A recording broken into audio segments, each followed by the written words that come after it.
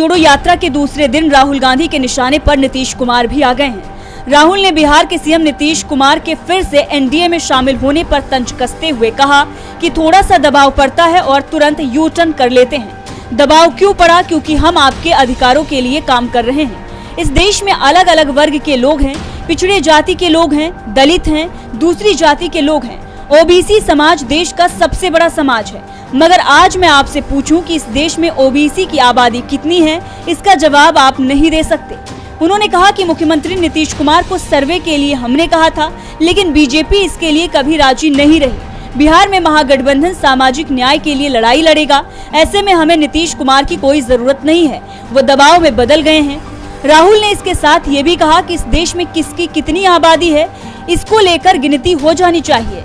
इससे हमें पता चलेगा कि किस समाज की कितनी जनसंख्या है, लेकिन बीजेपी ये नहीं चाहती। राहुल गांधी ने कहा कि भारत जोड़ो न्याय यात्रा में हम 5 न्याय की बात कर रहे हैं। इसमें एक न्याय भागीदारी न्याय है।